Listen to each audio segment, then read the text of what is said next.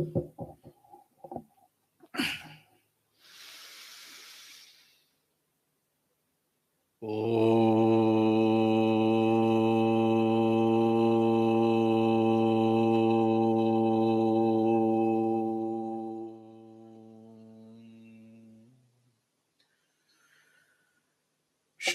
परमात्मने नमः। श्री गणेशाय नमः। श्री सरस्वत्यै नमः। श्री गुरुभ्यो नमः।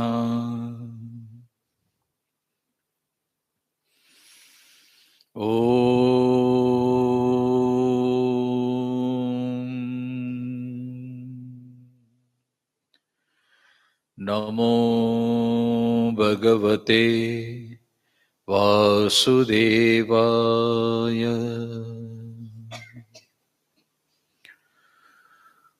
ॐ पार्थाय प्रतिबोधितां भगवता नारायणेन स्वयं व्यासेन ग्रथितां पुराणमुनिना मध्ये महाभारतम् अद्वैतामृतवर्षिणीं भगवती अष्टादशाध्यायिनी अम्ब त्वामनुसन्दधामि भगवत् गीते भवद्वेषिणी। नमोऽस्तु ते व्यासविशालबुद्धे पुल्लारविन्दायतपत्रनेत्र येन त्वया भारततैलपूर्णः प्रज्वालितो ज्ञानमयप्रदीपः प्रपन्नपारिजाताय स्तोत्रवेत्रैकपाणये ज्ञानमुद्राय कृष्णाय गीतामृतदुहे नमः। सर्वोपनिषदो गावो दुग्धा गोपालनन्दनः पार्थो वत्सः सुधीर्भोक्ता दुग्धं गीतामृतं महः। वसुदेवसुतं देवं कंसचाणूरमर्दनं देवकी परमानन्दं कृष्णं वन्दे जगद्गुरुम्। भीष्मद्रोणतटा जयद्रथजला गान्धारनीलोत्पला शल्यग्राहवती कृपेण वहनी कर्णेन वेलाकुला अश्वत्थामविकर्णघोरमकरा दुर्योधनावर्तिनी सोत्तीर्णां खलु पाण्डवैरणनदी केवर्तकः केशवः। पाराशर्यवचः सरोजममलं गीतार्थगन्धोत्कटम् नानाख्यानककेसरं हरिकथा सम्बोधनाबोधितम्। लोके सज्जनषट्पदैरहरः पेपीयमानं मुदा भूयात् भारत पंकजं कलिमल प्रध्वंसिन श्रेयसे मूकं करोति वाचालं पंगुर्लंघयते गिरिं यत्कृपातमहं वन्दे परमानन्दमाधवम् यं ब्रह्मा वरुणेन्द्ररुद्रमरुतः स्तुन्वन्ति दिव्यैस्तवैर्वेदैः साङ्गपदक्रमोपनिषदैर्गायन्ति यं सामगाः ध्यानावस्थिततद्गतेन मनसा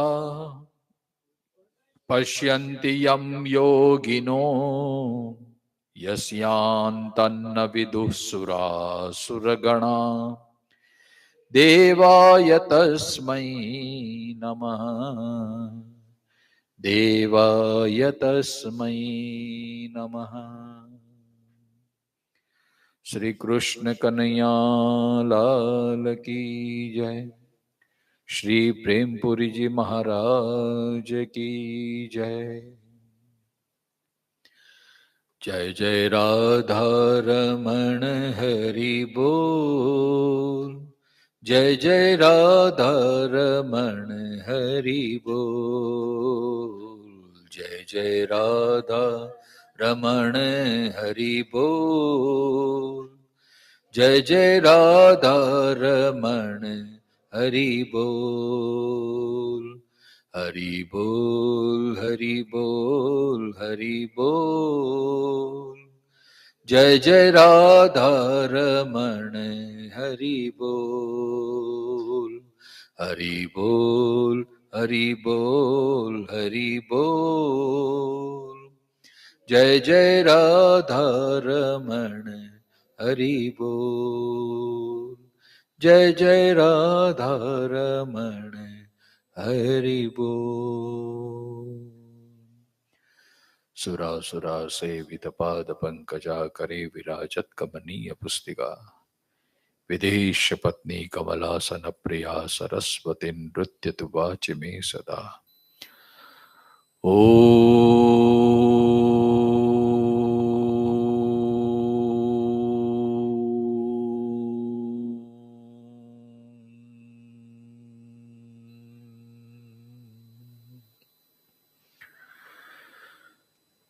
त्रिविधा भवति श्रद्धा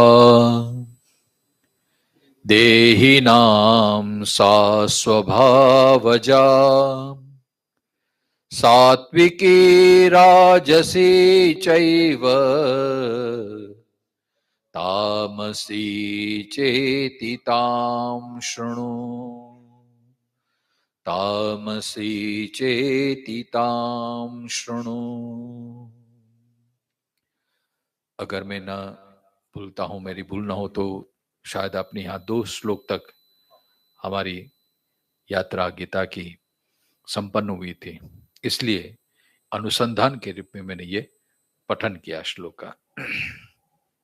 तो आइए पुनः एक बार स्वामी श्री प्रेमपुरी आश्रम के पवित्र ये स्थान में और आप सब स्वजनों और वैष्णवों के हृदय में विराजमान परमात्मा को नमस्कार करते हुए हमारी ये अविरत चलती रहती है दैया परिवार द्वारा आयोजित ये गीता चिंतन माला में पुनः मुझे एक बार और आपकी सन्मुख मेरी वाणी को पवित्र करने का मौका दिया गया। हमारे प्रकाश भाई, दीनाबेन और जो भी ट्रस्टीगण हैं इस आयोजन के मुख्य सूत्रधार के रूप में पुनः उनको नमस्कार करते हुए और आप सबको भी साधुवाद करते हुए आइए इस यात्रा में हम आगे चलें।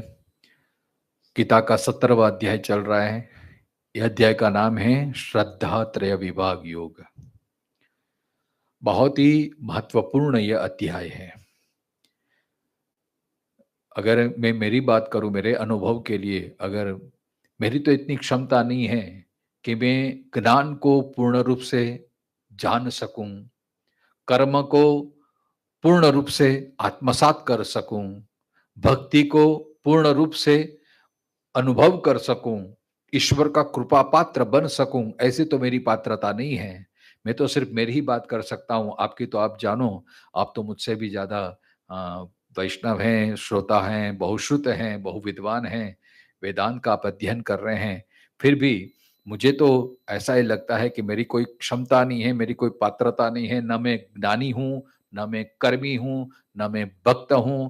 लेकिन जब ये गीता का 17वां अध्याय पढ़ता हूं, तब मुझे इसमें से मुझे लगता है कि ये मैं अप्लाई कर सकता हूं।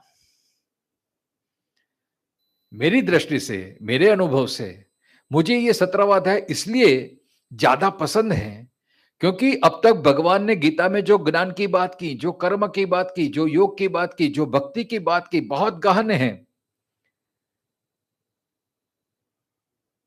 जैसे ज्ञान रूपी अग्नि में सब कर्म विलीन हो जाते हैं, अहम ब्रह्मास्मि तक पहुंचना बहुत कठिन यात्रा है। भक्ति की उच्च अवस्था वासुदेव सर्वमिति समात्मा सो दुर्लभ। भक्ति की परिपक्वता यह है कि सब में आपको ईश्वर का दर्शन होने लगे।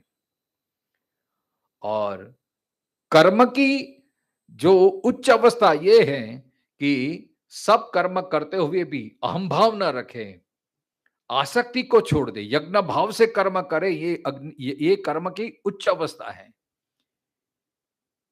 ब्रह्मार्पणम ब्रह्मवीर ब्रह्माग्नौ ब्रह्मणहुतम ब्रह्मैव तेन कर्तव्यम ब्रह्म कर्म समाधि ना, ये कर्म की अति उच्च अवस्था है। अब ये सब तो पता नहीं, जैसे गीता में ही कहा है, बहुनाम जन्मनाम अन्ते ज्ञानवान मान प्रपद्यते है। मुझे तो लगता है कि ये तो मेरा प्रथम ही अभी तो जन्म है, मुझे और जन्म लेने पड़ेंगे ज्ञान को, कर्म को, भक्ति को आत्मसात करने के लिए। बहुत गहन विषय है। हम नरसिंह मेहता की अवस्था में नहीं पहुंच सकते, हम मीरा की ऊंचाई को नहीं छू सकते, हमारे में ऐसी पात्रता ही नहीं है।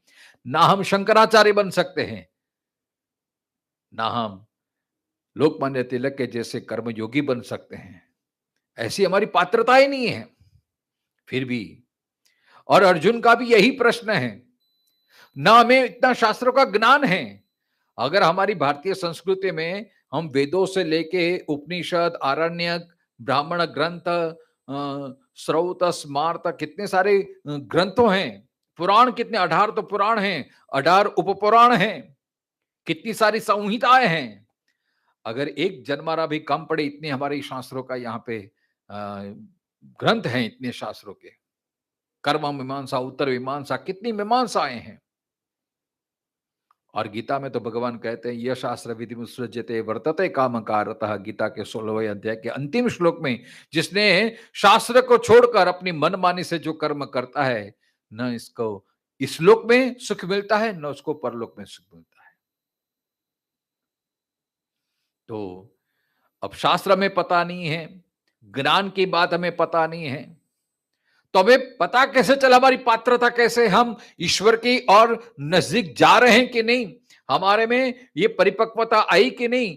ज्ञान की बात छोड़ो, कर्म की बात छोड़ो, भक्ति की बात छोड़ो, हमें कैसे पता चले कि हम ईश्वर के सन्मुख हैं या ईश्वर से विमुख हैं। बहुत ही सरल भाषा में आपके सामने ये विषय प्रस्तुत कर रहा हूं, जहां तक मेरी सोच है। वो अर्जुन को भी यही असमंजसता है ना। शास्त्र बहुत सारे हैं, कितने शास्त्र हम पढ़ेंगे, कितनों को जानेंगे। और सच बात कहूं, ये तो आप नजदीक बैठे हैं, दूसरी किसी को बताना नहीं। शास्त्र में तो ऐसे ऐसी विद्या है जो हमारे बस की बात ही नहीं है साहब। अब कल ही मेरा एक और भी प्रवचन माला चल रहा है विरत, जैसे यहाँ प्रेमपुरी में चल रहा है, वैसे हमारे ऑनलाइन चल रहा है, रोज 7 से 8 मेरा। तो गीता का स्वाध्याय पूरा हुआ, भागवत का स्वाध्याय, अभी रामायण चल रहा है मेरा। अब देखो, ग्रंथ में भी ऐसी ऐसी बातें आते हैं तो बड़ा उसमें प्रश्न हो जाता है, कभी कभी उत्तर देना बहुत कठिन हो जाता है मुझे, क्योंकि शास्त्र में लिखा है, शास्त्र प्रमाण है। और भगवान भी कहते हैं कि शास्त्र को छोड़ के जो अपनी मनमानी करता है न उसको इस सुख में मिलता है, न दुःख। अब देखो शास्त्र भी कितने गहन होते हैं। अब शास्त्र का भी हम अनुसरण करें तो हम बहुत असमझ में हो जाते हैं। अब ये श्रोता से ही मुझे पूछा गया प्रश्न था। आपने शायद रामायण, वाल्मीकि रामायण पढ़ा होगा। बालकांड का प्रथम जो कांड है, उसमें फिर अध्याय होते हैं। तो 14 या 15वें अध्याय में शुरुआत में ही वाल्मीकि रामायण ये संतान प्राप्ति के लिए यज्ञ कर रहे हैं। ऋष्यशृंग मुनि को निमंत्रित किया है। कथा बहुत विस्तार से मैं संक्षिप्त में कह रहा हूँ। वशिष्ठ जी को और ऋष्यशृंग की अध्यक्षता में पूरा यज्ञ संपन्न होने जा रहा है।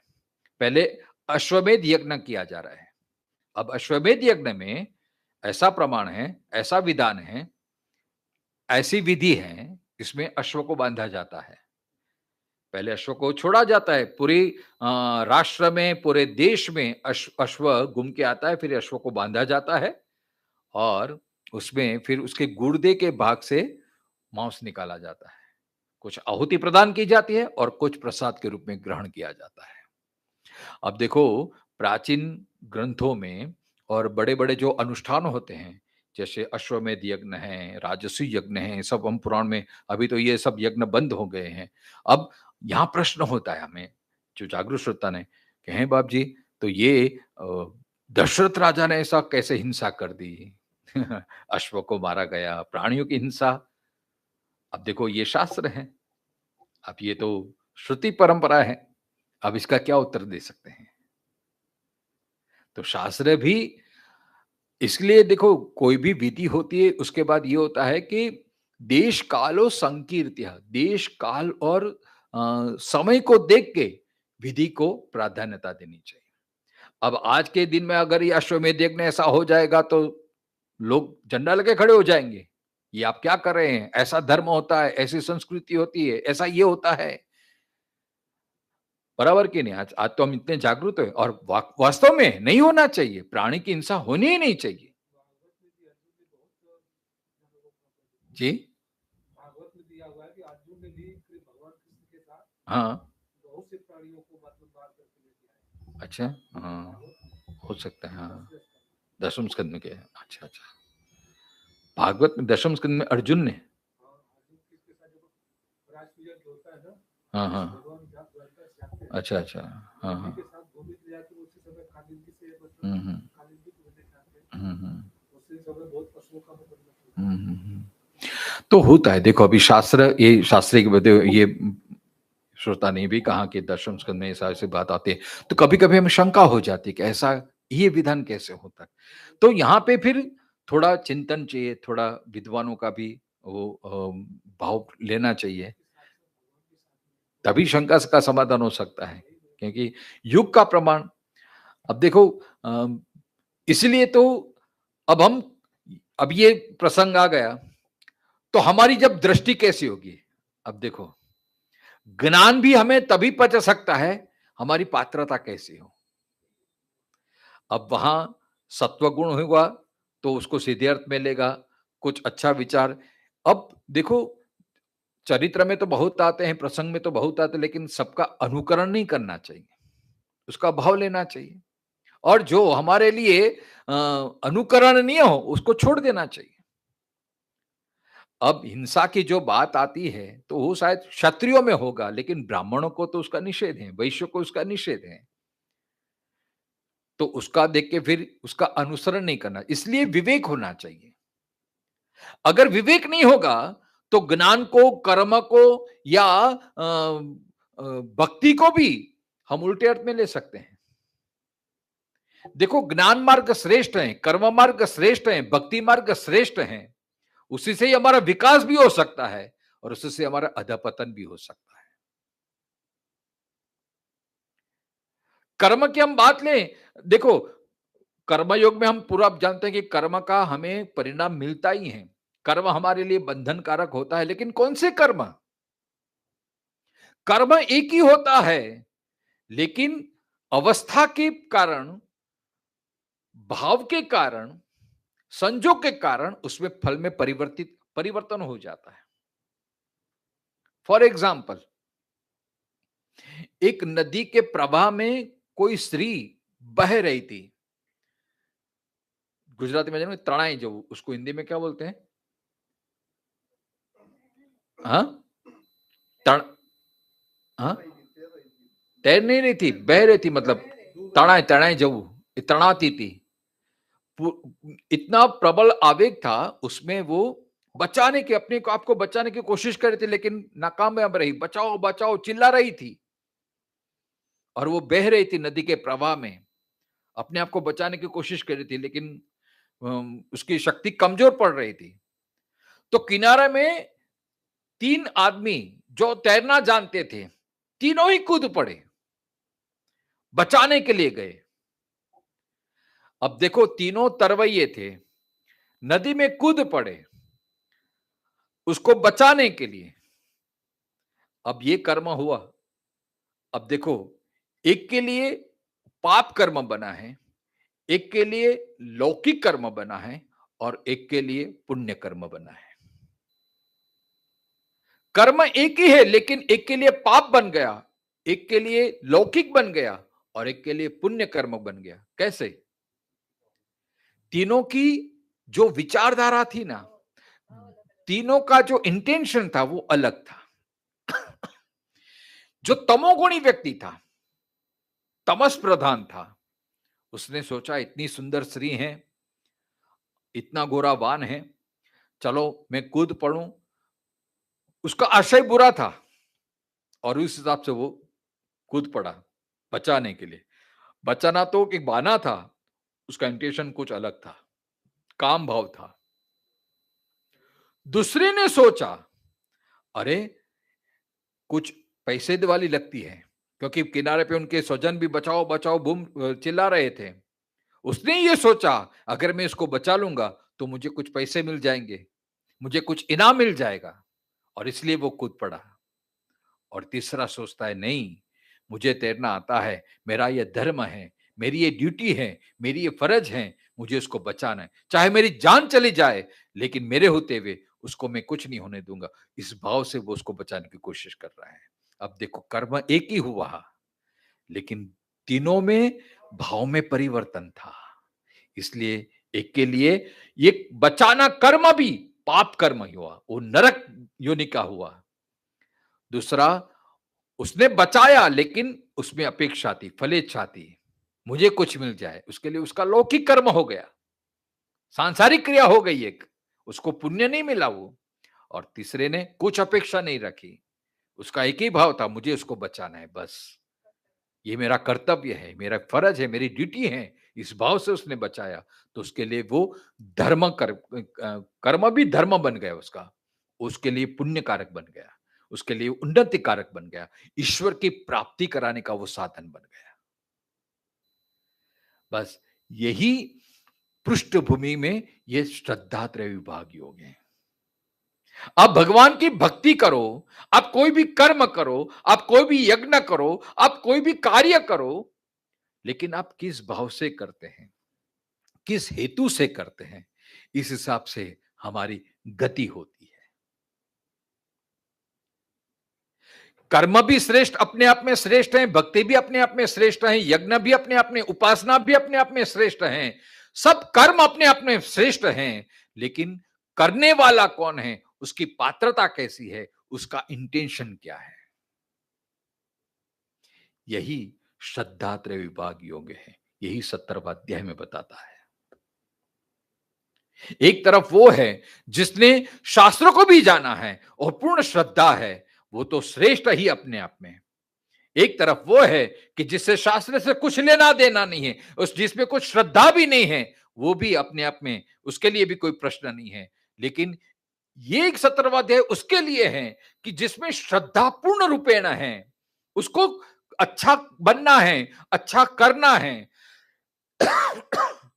आत्मकल्याण करना है, लेकिन प्रोसेस पता नहीं है, लेकिन शास्त्र पता नहीं है। श्रद्धा तो पूर्ण है, आस्तिकता तो पूर्ण है, परमात्मा को पाना है, अच्छा कर्म करना है, अच्छा बनना है, लेकिन न गुरु की कृपा है, न शास्त्र की कृपा है, तो उसके लिए क्या है, इसके लिए 17वां अध्याय है। और इस दृष्टिकोण से देखें तो ये हमारी ही बात है, क्योंकि हमें शास्त्र पूरा तो हम थोड़ा थोड़ा जानते हैं। अब इतने सालों से गीता, लेकिन गीता पूरी हमें कंठस्थ नहीं है। कभी कभी हम भूल जाते हैं। एक इतनी छोटी सी 18 अध्याय वाली गीता भी हमें पूरी पूरी आत्मसात नहीं हो रही है, तो पुराण, वेद, उपनिषद, ब्राह्मण, आरण्य, ये सब ग्रंथ कभी हम दिमाग में बैठ पाएंगे? पूरे शास्त्रों का चयन कब हम कर पाएंगे? इतनी तो हमारी क्षमता नहीं है। कुछ कुछ बातें याद हैं, कुछ कुछ पढ़ा है, कुछ नहीं पढ़ा है। और जितना भी अभ्यास करते हैं उतनी ही अपूर्णता और हमें महसूस होती है। अरे हमने तो अभी कुछ नहीं जाना, हमें तो अभी कुछ नहीं जाना है। अर्जुन का भी यही प्रश्न है, क्योंकि गीता में 16वें अध्याय में तो भगवान ने कह दिया कि शास्त्र को ही प्रमाण मानना चाहिए, शास्त्र के ही आधार से करना चाहिए, तस्मात् शास्त्रम प्रमाणन्ते। लेकिन अर्जुन असमंजस में पड़ गया कि शास्त्र तो बहुत सारे हैं बाप जी। अब जिसको शास्त्र ही पता ना हो, अब शास्त्र का अर्थ क्या होता है? शास्त्र किसको बोलते हैं? शास्त्र की परिभाषा यही है, यह शास्ति इति शास्त्रम। शास्त्री जो शासन करता है, मतलब हमें ठीक तरह से रखता है, जो हमें सुसंस्कृत करता है, जो हमें ज्ञान कराता हो, जो हमें राह दिखाता हो। तो शास्त्रों में ये करना चाहिए, ये नहीं करना चाहिए, वो आदेश है। तो वो शास्त्र होता है जिसे हमें ठीक ठीक अनुभव हो, जिससे ज्ञान हो, जैसे, और हर एक का शास्त्र होता है। जैसे कायदा, लोक, वो भी एक शास्त्र है। अगर वो नहीं पढ़ेंगे और अनजाने से हम करते हैं तो हम गुनहगार माने जाएंगे, क्योंकि हमने शास्त्र का उल्लंघन किया, मतलब कायदा को तोड़ा हमने। अब जब हम सिग्नल तोड़ना वो गुनाह है, ये हमने पढ़ा नहीं है, हमें ज्ञान नहीं है, ये शास्त्र में पता नहीं है, फिर भी हम सिग्नल तोड़ते हैं, तो अगर कोई खड़ा रहेगा होगा तो तुरंत हमें फाइन करेगा। तब हम ये तो नहीं बोल रहे हमें तो पता ही नहीं था, हमने तो पढ़ा ही नहीं था, हमें तो मालूम ही नहीं था। Nothing doing. आपको मालूम नहीं है वो आपकी गलती है, लेकिन आपके शास्त्र का उल्लंघन किया, आपने कायदा का उल्लंघन किया, इसलिए आपको ये जुर्माना भरना पड़ेगा। या तो फिर आपकी नेम प्लेट के साथ आपकी फोटो आ जाएगी, घर में मेमो आ जाएगा, है ना? तो हर एक क्षेत्र में शास्त्र होता है। शास्त्र माने नियम होता है। इससे हमें पता चलता है क्या करना चाहिए, क्या नहीं करना चाहिए। और हर एक वर्ण के लिए भी शास्त्र होता है। ब्राह्मण का शास्त्र अलग है, मतलब कर्तव्य अलग है, क्षत्रियों का कर्तव्य अलग है। अब देखो इसमें होता है, अब जैसे अब शास्त्र में आया है तो कुछ ना कुछ चिंतन तो करना पड़ता है। तो मैंने अपनी आप से जवाब दिया कि भाई हो सकता है कि उस जमाने में देखो आदमी कम थे और जानवर ज्यादा थे, है ना? अब बैलेंस करने के लिए संहार करना पड़ता होगा। दूसरी बात, क्षत्रियों को देखो, क्षत्रिय होते हैं, उनको युद्ध के लिए तैनात रहना पड़ता है। अब पहले तो गाड़ी नहीं थे, रथ में, घोड़े में, हाथी में, हाँ? सब जगह जाना पड़ता है, जंगलों में निवास करना पड़ता है। हर जगह तो अनाज नहीं मिल सकता है, तो हो सकता है कि शास्त्रों ने उनको छूट दी हो कि भाई चलो, एक तो ताकत के लिए भी और प्रतिकूल संजोगों में अगर अनाज नहीं मिला है तो आप मांसाहार कर सकते हैं, मांस भक्षण कर सकते हैं, शायद इसलिए छूट दी गई हो। उसका मतलब ये नहीं कि सबको चालू कर दे, चलो रामायण में आया तो फिर हमको क्यों ना करना है। हाँ हाँ हाँ जी, हाँ हाँ, शिकार करने के लिए ना, नहीं कहा है ना, हाँ नहीं कहा है, बराबर है। हाँ हाँ, ये तो आप सात्विक हैं इसलिए आप बोलते हैं ना, अभी तो तामसिक होगा। अब जिसको भोजन प्रिय है वो तो इसको कोट करके बोले ब्राह्मण में लिखा है, राम ने भक्षण किया है, ऋषि मुनि भक्षण करते थे, तो फिर हम ना खाए तो उसमें क्या फर्ज है? आप सात्विक है इसलिए आप ऐसा बोलते कि नहीं करना चाहिए, लेकिन तामस होगा तो ये तो बोल कि नहीं हमको तो करना चाहिए। वो तो इसको शास्त्र प्रमाण मांग के शास्त्र को ही आगे करके वो अपना कार्य, क्योंकि उसको शास्त्र से कोई लेना देना नहीं है, अपना उल्लू सीधा करना है उसको। इसलिए अब इसमें भी देखो, अब शास्त्र में पता नहीं है तो हमारी श्रद्धा वहां काम लगती है। अगर हमारी श्रद्धा है, अब श्रद्धा भी कई प्रकार की होती है। यहां भगवान मुख्य रूप से 3 प्रकार की श्रद्धा की बात कर रहे हैं। त्रिविधा भवति श्रद्धा देहि नाम सा स्वभावजा। अब देखो स्वभावजा, ये शब्द पे ध्यान रखना चाहिए। एक होता है अपने स्वभावगत प्रकृतिगत श्रद्धा। श्रद्धा का भी ये प्रकार है।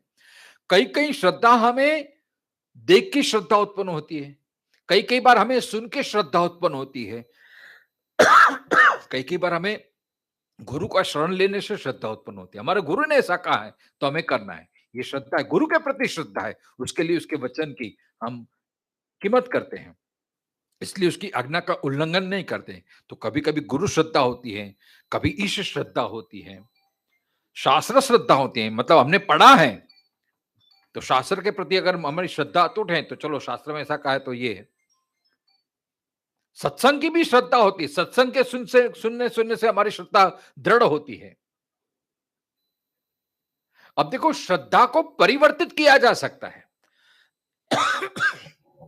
इसलिए रामचरितमानस में जब प्रथम तुलसीदास जी वंदना करते हैं तो भवानी शंकर को वंदन करते हैं, उसके लिए क्या संबोधन किया?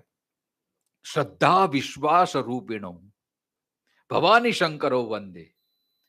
शिव जी को विश्वास कहा है और सती को श्रद्धा के रूप में कहा है। क्यों सती को श्रद्धा के रूप में कहा है? क्योंकि श्रद्धा जो होती है, एक होती है स्वभावगत श्रद्धा होती है, और जैसे एक होती है समय के देख के श्रद्धा उत्पन्न होती है। लेकिन श्रद्धा को परिवर्तित किया जा सकता है। अगर तामसिक श्रद्धा है तो तामसी में रजोगुण में परिवर्तित किया जा सकता है। रजोगुणात्मक श्रद्धा होगी तो रजोगुणात्मक से सत्वगुणात्मक श्रद्धा को हम परिवर्तित कर सकते हैं। श्रद्धा को परिवर्तित, श्रद्धा का रिफॉर्म हो सकता है। हो सकता है श्रद्धा के कारण हम कुछ गलत कर रहे हों, लेकिन जैसे जब हमको ज्ञान होता है हमारी श्रद्धा को हम डाइवर्ट कर सकते हैं। और ये डाइवर्जन किसके रूप कैसे हो सकता है? हमारी कृति के द्वारा, हमारी सोच के द्वारा, हमारे कार्य के द्वारा। हमें कैसे पता चले कि हमारा श्रद्धा का परिवर्तन हुआ कि नहीं? इसलिए देखो, श्रद्धा, सती को श्रद्धा कहा है, वही सती उसको संशय हुआ तो राम की परीक्षा करने लगी, इसलिए शिवजी ने उसका त्याग किया है। फिर वही सती ने वो देह त्यागा है दक्ष के यज्ञ में। कथा बहुत विस्तार से संक्षेप में बता रहा हूं। और फिर पार्वती के रूप में जब वो श्रद्धा उत्पन्न हुई तो शिवजी ने उसको अपनाया है। तो श्रद्धा को परिवर्तित किया जा सकता है। इसलिए श्रद्धा में कभी संशय हो सकता है लेकिन विश्वास पूर्ण होता है। देखो, मुझे ये बनना है, 10 साल के बाद मैं ऐसा होऊंगा, ये अपने आप में एक विश्वास है। और वो विश्वास की पूर्ति के लिए हम दिन प्रतिदिन जो प्रयास करते हैं वो अपने आप में एक श्रद्धा है। श्रद्धा हमारे साथ निरंतर रहती है, श्रद्धा वर्तमान में रहती है, विश्वास हमारा अचीव है, हमारा गोल है, हमारा एम्बिशन है, हमारा सपना है, वो दृढ़ रहता है। अहमदाबाद पहुंचना है, अब अहमदाबाद पहुंचूंगा ये विश्वास है। अब अहमदाबाद पहुंचने के लिए मैंने रोड का सहारा लिया या फ्लाइट का सहारा लिया या पटरी का, ट्रेन का सहारा लिया। अब हो सकता है कि मुझे अहमदाबाद में पहुंचूंगा ये विश्वास है। अब मेरी श्रद्धा है कि मुझे पहुंचना है, इसलिए मेरी श्रद्धा के अनुसार मैं साधनों का इस्तेमाल करता हूं। अब कभी कभी श्रद्धा में क्या होता है कि न्यूनता आ सकती है, दोष आ सकता है। कभी कभी उताल में गलत ट्रेन पकड़ सकते हैं, गलत रास्ता पकड़ सकते हैं, गलत फ्लाइट पकड़ सकते हैं। तो क्या होता है, हम पहुंच नहीं पाते। लेकिन जैसे पता चलता रहे मैंने गलत ले लिया तो हम सुधार सकते हैं, सही रास्ता पकड़ लेंगे, सही ट्रेन पकड़ लेंगे, सही फ्लाइट पकड़ लेंगे, तो हम हमारे गंतव्य स्थान में पहुंच सकते हैं। पहले अज्ञानता के कारण हमें श्रद्धा रखे, हमने वो चयन किया रास्ता का, लेकिन जब हमें ज्ञात हुआ कि नहीं ये तो गलत था, इसके बजाय मैं यहां ऐसे जाऊंगा तो और जल्दी पहुंच जाऊंगा, ऐसा करूंगा तो और आसानी हो जाएगी मेरे लिए, इसलिए श्रद्धा को परिवर्तित किया जा सकता है।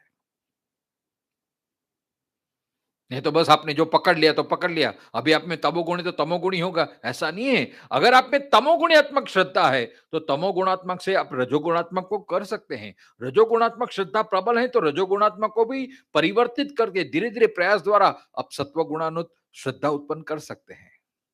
क्यों? अंततो गत्वा तो श्रद्धा ही एक सहारा है। इसलिए भगवान आगे के श्लोक में, तीसरे श्लोक में कहते हैं कि श्रद्धा महत्वपूर्ण है। क्या कहते हैं? आइए पहले उसका पारायण करते हैं। स एवं त्रिविधा भवति। कौन सी? सत्वानुरूपा सर्वस्य, सत्वानुरूपा सर्वस्य भारत, श्रद्धा भवति भारत, श्रद्धामयोऽयं पुरुषो, श्रद्धामयोऽयं पुरुषो यो यच्छ्रद्धः स एव सः, यो यच्छ्रद्धः स एव सः।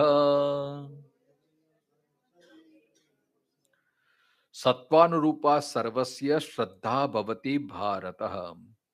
सत्वानुरूप से अर्जुन को संबोधन किया गया है, क्योंकि श्रद्धामयोऽयं पुरुषो यो यत् श्रद्धा से वस। पुरुष जो होता है वो श्रद्धामय ही होता है, और जिसकी जैसी श्रद्धा होती है वैसा ही वो होता है। श्रद्धा एक तो आगे के श्लोक में स्वभावजम, प्रकृतिवश होती है। देखो, श्रद्धा को लानी नहीं पड़ती, हर एक में श्रद्धा रहती है। देही नाम सा स्वभावजा, स्वभावगत। मैंने पहले जैसे बोला ना, कोई कोई श्रद्धा उत्पन्न भी होती है और कोई स्वभावानुगत, पूर्व जन्म के संस्कार के अनुरूप भी हमारी श्रद्धा विद्यमान रहती है ना। हिरण्यकशिपु इतना तमस प्रभाव था, तमोगुण विद्यमान था, तमोगुण की प्रधानता थी हिरण्यकशिपु के यहां, है ना। इतना ही नहीं, वो तमोगुण को और फैलाना चाहता था। प्रहलाद को भी कितनी कोशिश की गई षंड अमर के द्वारा, उसको असुरी विद्या संपादन हो, वो तम प्रधान बने, फिर भी प्रहलाद सत्वगुण बना रहा क्योंकि उसकी सात्विक श्रद्धा थी। ये क्योंकि जो प्रहलाद की श्रद्धा थी वो स्वभावतः, स्वभावजा, वो गर्भ में था तब से वो श्रद्धा उसकी लेके आया था वो, इसलिए वो भक्त बना है। और इसकी सात्विक श्रद्धा इतनी प्रबल थी कि आसपास इतना तम प्रधान जो वातावरण था, तम प्रधान जो लोग थे, फिर भी उस पर उसकी कोई असर नहीं हुई। नहीं तो व्यवहार में तो हम ऐसा देखते हैं कि जैसा संग होता है वैसा रंग हो जाता है, जैसा वातावरण होता है ऐसे हम बन जाते हैं, है ना। लेकिन सत्व में अपने आप में एक प्रभुत्व शक्ति होती है, जो वाकई में जिसमें सत्व गुण विद्यमान होता है, वो चाहे फिर उस पे वो तमो और रजोगुण के रंग उस पे चढ़ ही नहीं सकते, क्योंकि सत्वगुण अपने आप में श्रेष्ठ होता है। हाँ, लेकिन सत्वगुण अगर कच्चा होगा, वो स्वभावगत नहीं होगा, अगर ताजा ताजा उत्पन्न हुआ होता है तो फिर असर हो सकती है। ऐसे भी कई चरित्र होते हैं, देखने को मिलते हैं, कि जो पहले सत्वगुणी थे और बाद में संग के कारण वो तमोगुणी हो जाते। जैसे अजामिल, अजामिल का चरित्र आपने सुना होगा। पहले वो सत्वगुणी था, विद्वान था, धर्म कर्म करने वाला था, तप प्रधान था, लेकिन एक कुछ ऐसा दृश्य देख लिया जिसके कारण उसमें भी वो तमोगुण विद्यमान हो गए, क्योंकि उसका सत्वगुण दृढ़ नहीं था, सत्वगुण का रंग पका नहीं था, कच्चा था। जैसे कलर भी हम करते हैं दीवार पे तो उसको पहले सुखाने देना पड़ता है, जब तक कच्चा रहता है तो उखड़ सकता है ना। ऐसे सत्वगुण को भी पक्का बनाना पड़ता है। और सत्वगुण कैसे पक्का बनता है? वो तो जन्मांतर का जब अभ्यास होता है तब सत्वगुण वो स्वभाव जो होता है। तो हमारी श्रद्धा वो स्वभाव वजह मतलब हमारे स्वभाव में ही वो परिवर्तित हो जाती है। इसका ये और एक हमें प्रमाण भी मिलता है कि देखो, जितने भी लोग होते हैं ना, सबकी प्रकृति अलग अलग होती है ना। ये श्रद्धा बोलो, प्रकृति बोलो, निष्ठा बोलो, सब एक ही मतलब संप्रदाय के हैं। स्वभाव, प्रकृति, हम बोलते हैं ना, इसकी प्रकृति ऐसी है। किसी की तमो प्रधान तो बात बात में गुस्सा, बात बात में गुस्सा, कुछ भी करो तुरंत उसका तैयारी रहता है, बॉलर फटाई रहता है। और कोई कोई इतने शांत होते हैं कि गुस्से की सिचुएशन फिर भी अपने आप को शांत, क्योंकि वो सत्व गुण होता है। तो गुण का प्रभाव हमारे मानस पे पड़ता ही है, और ये गुण के कारण ही तो सत्वगुण, रजोगुण, तमोगुण ही हमारे कर्म में भी इसकी इंपैक्ट पड़ती है। सिर्फ कर्म में नहीं, हमारी एक एक क्रिया में इंपैक्ट पड़ती है। इसलिए भगवान आगे बताएंगे। इसलिए 14वें अध्याय पे तो गुण क्या है वो बताया, उसकी डेफिनेशन की। लेकिन इतने से बात नहीं चली, हमें पता कैसे चले हम सत्वगुणी है, रजोगुणी है, तमोगुणी है। अब वो तो कुछ ऐसे आदमी जैसे कि उसको आकार तो नहीं, देखो इसको सत्वगुण कहा जाता है, इसको रजोगुण कहा जाता है, इसको तमोगुण को कहा जाता है, इसका ऐसा आकार होता है, इसका ऐसा रंग होता है, उसका ऐसा रूप होता है, उसका ऐसा स्वभाव बता नहीं जा सकता। वो तो हमारे आचरण से पता चलता है। इसलिए बार बार बहुत गहन में भगवान ये चर्चा कर रहे हैं, और ये परिवर्तित होते रहते हैं। हमेशा सत्वगुण विद्यमान है। अभी यहां प्रेमपुरी में बैठे हैं, 1 घंटे के लिए बैठे हैं, तो अभी हमारा सत्वगुण विद्यमान है। लेकिन जैसे बाहर जाएंगे तो तुरंत रजोगुण आ जाएगा। चलो अभी जरा नाके पे डोसा अच्छा मिलता है, वहां खा ले, सामने समोसा अच्छा मिलता है, जरा खा ले। ये रजोगुण, रजोगुण होगा तभी भोग की बात याद आती है। और जैसे तमोगुण विद्यमान होते हैं, आलस्य, निद्रा, प्रमाद, वो सब शुरू हो जाता है। तो 24 घंटे में सब बदलते रहते हैं, गुण भी परिवर्तित होते रहते हैं, बदलते रहते हैं। लेकिन कोई कोई गुण सत्व गुण होगा तो हमेशा कोई भी क्रिया में सत्व गुण प्रधान बनते रहते हैं। इसलिए भगवान कहते हैं कि स्वभाव जो होता है, और यह श्रद्धा से बस, जिसकी जैसी श्रद्धा होती है वैसा वो होता है। एक तरफ भगवान कहते हैं श्रद्धावान लभते फलम, श्रद्धावान लभते ज्ञानम। श्रद्धावान से ज्ञान की भी प्राप्ति होती है, श्रद्धावान से फल की भी प्राप्ति होती है, और श्रद्धा से हमारा प्रमाण पत्र हम कैसे हैं उसका भी हमें ज्ञान हो जाता है, और लोगों को भी ज्ञान हो जाता है कि हमारी श्रद्धा कैसी है। यादृशी भावना तादृशी फलम, जैसे आपकी श्रद्धा होगी वैसा आपको फल मिलेगा। जैसे प्रहलाद को पूर्ण श्रद्धा थी कि खंबे में मेरा भगवान है, तो वो श्रद्धा को पूर्ण करने के लिए, श्रद्धा को सत्य करने के लिए भगवान को खंबे में से प्रकट होना पड़ा। तो श्रद्धा का भी बहुत बड़ा अपने आप में एक बल होता है।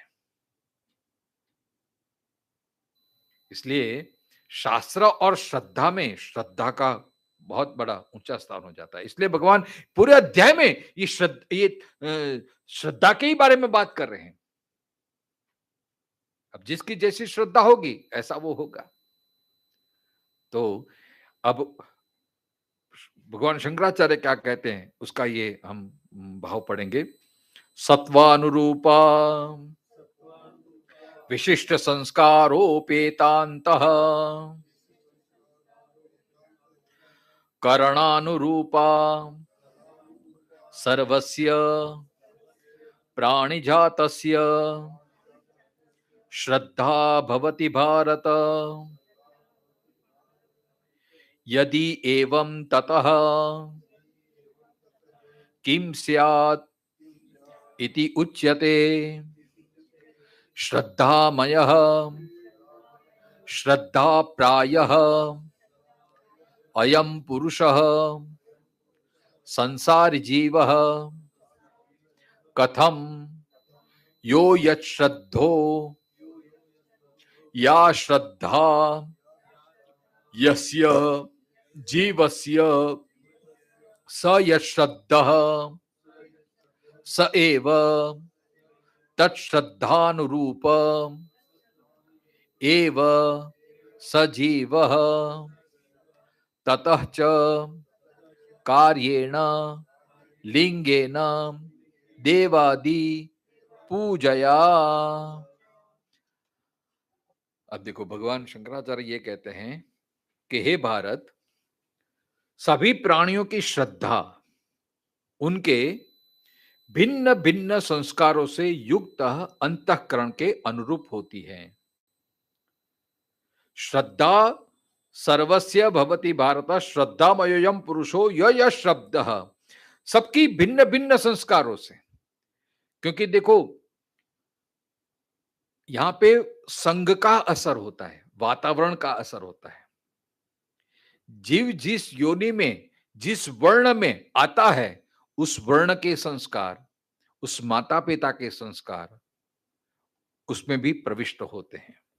इसके लिए यहां कहा गया है कि विशिष्ट संस्कारोपेतांत करणानुरूपः, सभी प्राणियों की, एक व्यक्ति की बात नहीं है, सभी जितने भी मनुष्य शरीरधारी हैं उन सब के प्रति ये भगवान शंकराचार्य कहते हैं कि भिन्न भिन्न संस्कारों से युक्त अंतःकरण के अनुरूप होती हैं। क्या? सबकी श्रद्धा। कैसे? यदि ऐसा है तो उससे क्या होगा? यदि एवं ततः किम स्यात् इति उच्यते, अगर भिन्न भिन्न संस्कारों से भिन्न भिन्न श्रद्धा होती है उससे क्या होता है? तो इस पर कहते हैं कि श्रद्धामयः श्रद्धा प्रायः अयम पुरुषः, यह पुरुष अर्थात संसारी कोई भी जीव श्रद्धामय है। देखो हर एक में श्रद्धा रहती है, और ऐसा नहीं कि श्रद्धा सिर्फ युवानी में आती है या वृद्धावस्था। बचपन से, जन्म से ही श्रद्धा हमारा साथ शुरू कर देती है और मृत्यु पर्यंत हमारी श्रद्धा हमारे साथ रहती है। जैसे छोटा बच्चा भी, उनको मां के प्रति पूर्ण श्रद्धा है ना। इसलिए बच्चे निश्चिंत रहते हैं, मेरी मां बैठी है, भूख लगी तो मेरी मां तुरंत मां के पास दौड़ जाता है, क्योंकि उन्हें पूर्ण श्रद्धा है कि मेरी मां मुझे भूखे नहीं सुलाएगी, मेरी मां बैठी है, इसलिए मुझे क्या चिंता है। अब कहीं कहीं ऐसा युग के प्रभाव के कारण मिल जाता है कि माँ बाप ही मृत्यु के कारण बनते हैं संतानों के, लेकिन वो तो एक्सेप्शनल वो केस है। लेकिन साधारणतः हम देख के जाए तो बच्चों को माता पिता के पूर्ण श्रद्धा रहती है, कारण कि पूर्ण आश्रित ही रहते हैं ना बच्चे। जैसे जैसे उसकी उम्र बढ़ती है, 5 साल तक तो पूर्ण आश्रित रहते हैं, माँ बाप जैसे रखते हैं वैसे ही रहते हैं, जो खिलाते वो खाते हैं, और फिर भी श्रद्धा बनी रहती है, जैसी स्थिति में रखते हैं। अब झोपड़ी में रहने वाला बच्चा ऐसा तो कोसते नहीं, अरे मैं कहां यहां गया, शायद मैं महल में पैदा होता तो नहीं। जो भी स्थिति में झोपड़ी में रहता हो और जे जो स्थिति में उसके माँ बाप उसी को उसके प्रति श्रद्धा रहती है, वो उसी के पास जाएगा भूख लगेगी तो। ऐसा नहीं कि ये माँ नहीं है दूसरी माँ के पास जाता हूं, ऐसा नहीं होता है। तो बचपन से ही श्रद्धा होती है और संस्कार के कारण भिन्न भिन्न होती है, क्योंकि संसारी पुरुष मात्र श्रद्धामय है, हर एक में श्रद्धा होती है। क्योंकि जो जिस श्रद्धा वाला है, अर्थात जिस जीव की जैसी श्रद्धा है वह स्वयं भी वही है। आपकी जैसी श्रद्धा होगी वैसे ही आप हो जाएंगे, अर्थात उस श्रद्धा के अनुरूप ही है। यो यश श्रद्धा स एव सः, आपकी श्रद्धा, आपका भाव, आपकी निष्ठा किस प्रकार की है।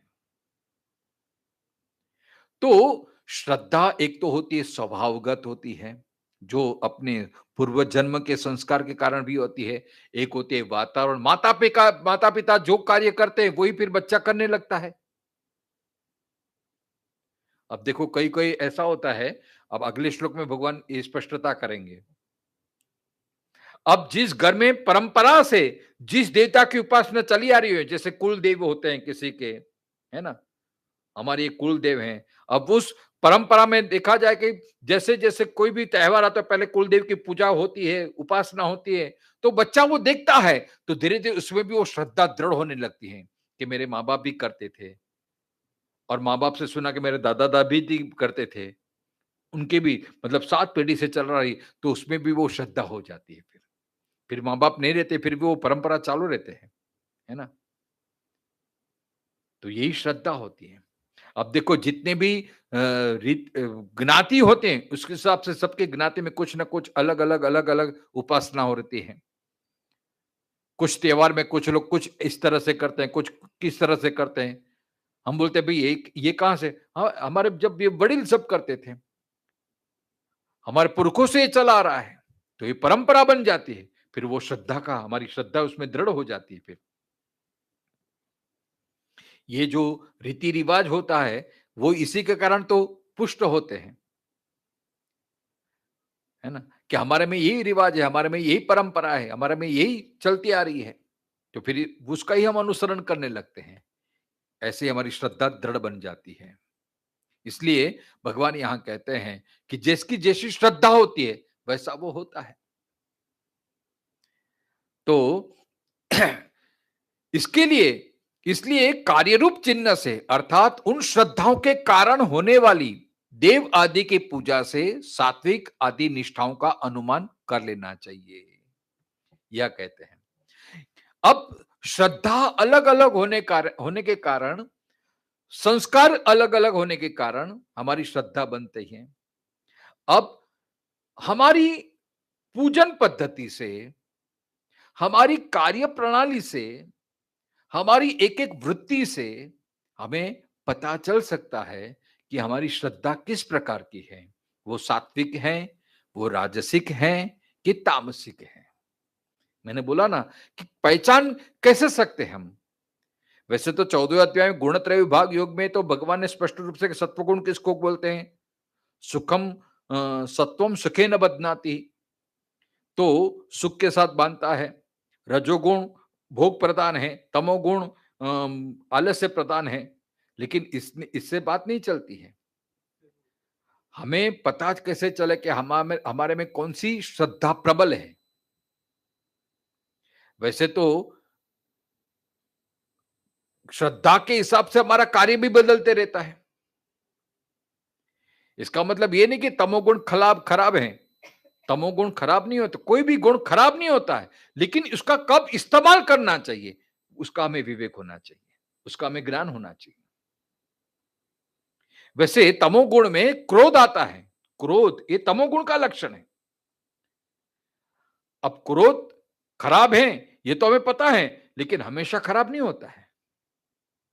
दूसरे पे क्रोध करना बिल्कुल गलत बात लेकिन अपने में क्रोध करना ये तो बड़ी बड़ी अच्छी बात है ना। मैं ऐसा क्यों हूं, मेरे में इतना क्यों आलस है, मैं क्यों इतना प्रमादी हूं, मैं क्यों मेरी ये कमजोरी को छोड़ नहीं पाता हूं, मैं क्यों मेरी ये जो मुझे पता है कि मैं विनाश का कारण, क्यों मैं इसको छोड़ नहीं पाता हूं। अपने आप में गुस्सा आना तो ये तो बड़ा अच्छा है, तो आपका विकास का कारण बन जाता है ना।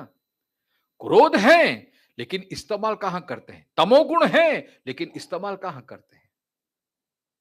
अब तमोगुण है, आलस्य प्रदान है, निद्रा प्रदान है। अगर तमोगुण नहीं होगा तो आप सो ही नहीं पाते हैं साथ। अगर सोना है तो तमोगुण को लाना पड़ेगा, लेकिन तमोगुण कब लाना चाहिए। अब प्रेमपुरी में आके सोने लगेंगे, तमोगुण आ जाएगा तो हमारा विनाश का कारण बन जाएगा। तमोगुण जब लाना चाहिए तब आता नहीं है। अब रात को नींद नींद लेनी है, उसके लिए तमोगुण का लाना है, प्रमाद आना चाहिए, आलस आनी चाहिए, बगास आने चाहिए, है? लेकिन तब नहीं आती है। और प्रेम प्रेम में आते तो तमोगुण विद्यमान हो जाता है, प्रबल हो जाता है, तुरंत इतना हावी हो जाता है कि नींद आने लगती है। तो देखो उसमें हमारा कंट्रोल नहीं रहता है ना। तो पहले तो ये 17वां अध्याय का इंटेंशन भगवान ये बताना चाहते हैं अर्जुन को, क्योंकि अर्जुन ने ही प्रश्न किया है कि हमारा कार्य कैसे है, उससे हमें पता चलता है कि हमारे में कौन सी श्रद्धा विद्यमान है। और दूसरी बात, ये 17वें अध्याय से हमें भगवान ये भी सीख देते हैं कि हमें अगर पता चल जाए एक बार, तो हम अपने आप को परिवर्तित भी कर सकते हैं, है ना? विवेक के द्वारा, सत्संग के द्वारा हमारी श्रद्धा को बदल सकते हैं, श्रद्धा को परिवर्तित कर सकते हैं, शुद्ध कर सकते हैं। इसलिए भगवान कहते हैं कि आपकी एक-एक कार्य से पता चलता है कि आप सात्विक हैं, राजसिक हैं कि तामसिक हैं। आपकी कैसी श्रद्धा है, और यादृशी भावना मतलब ये श्रद्धा, तादृशी फलम, जैसी आपकी श्रद्धा होगी वैसा आपको फल मिलेगा। इसलिए आगे भगवान फिर यज्ञ के द्वारा, पूजा के द्वारा, तप के द्वारा, इस प्रकार अलग-अलग ये दृष्टांत के द्वारा बताएंगे कि सत्व, रज और तम किस प्रकार की श्रद्धा होती है। तो समय हो गया है, कल फिर आके हम उसकी चर्चा करेंगे। ओम पूर्णमद पूर्णमिदम पूर्णात पूर्णमुदच्यते पूर्णस्य पूर्णमादाय पूर्णमेवावशिष्यते। ओम शांति शांति शांति। शंकरं शंकराचार्यं केशवं बादरायणं सूत्रभाष्यकृतो वन्दे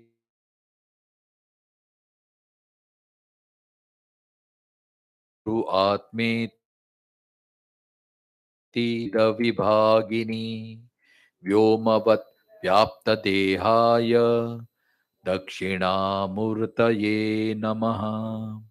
ओम शांति शांति शांति। हरि ओम।